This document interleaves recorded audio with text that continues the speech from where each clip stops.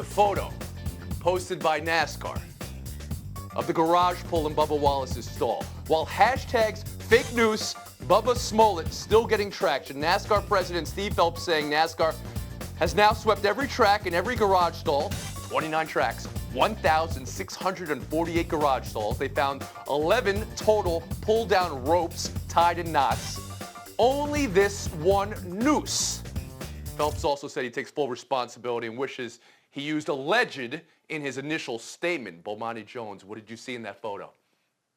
I saw something that looked a whole lot like a noose. That is what it appeared to me, and I understand absolutely how they reached the conclusion that they did, given what the tenor was generally of the times and given specifically what it was that they saw. And I would think that people on both sides, one, now you kind of see why people use alleged in news stories where things seem obvious, because there could be this infinitesimal possibility that it goes in the other direction. But if you are upset with NASCAR because they did not say alleged about these being heinous acts, I think that you could understand why someone would walk in, see that knot in that guy's stall, and by the way, nobody else's knot on their pull looked like that one. That looked a lot like a hate crime, and I actually applaud them for deciding to go hard and stand with their driver under those circumstances. And I think if they had to do it over again, I wouldn't blame them if they did the same thing again, because the circumstances were that unique.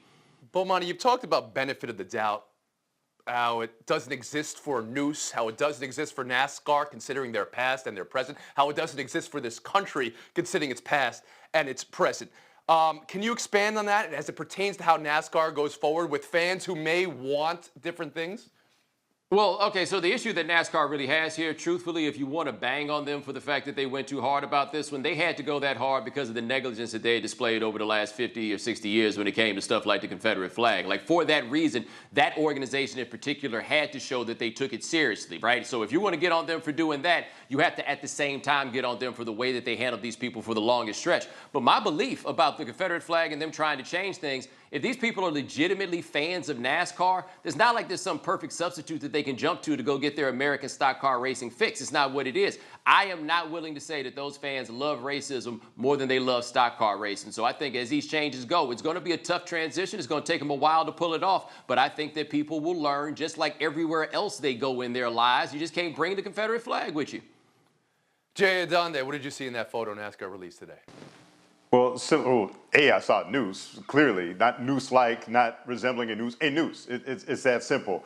Similar to what Bomani said, though, you know, NASCAR had to maybe even overcompensate for the way that they've handled, for the racism that they have allowed to permeate their sport through all the years via the Confederate flag. And I said on this show that they needed, or Bubba Wallace needed, support from the highest levels of the sport, given that he is by himself in many ways there. He got that. So I think it's fair and it's right that they overcompensated, and yes, you could say even overreacted in this case, but better to err on the side of caution. And one thing, when there's an overreaction here, or even when there's a false accusation, as was the case with Justice Smollett, no individual was actually harmed. No individual had his reputation damaged by this. But you know what happens when there are false accusations made against African Americans? I can give you one example, Emmett Till. And Bill Plaschke, your thoughts on the latest?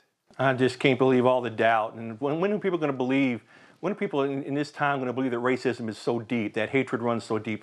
I'm stunned at the doubt. I don't think NASCAR has to apologize for anything. And this noose, even without seeing the noose, NASCAR didn't have to apologize. You don't believe alleged should have been used ininitially? No, look at that. Look at that. What can you possibly take from that? The fact that it's only in his garage.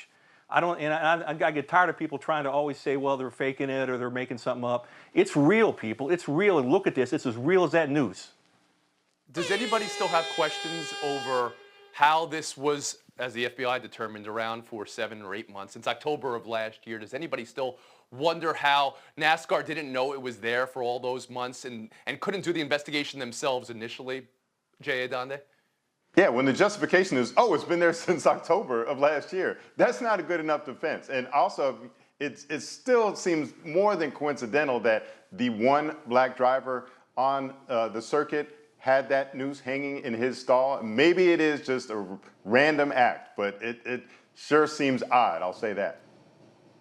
I know how they didn't notice it before. They only got one black driver. Like, it was only something to notice when somebody realized, like, ooh, I forgot we got Bubba here.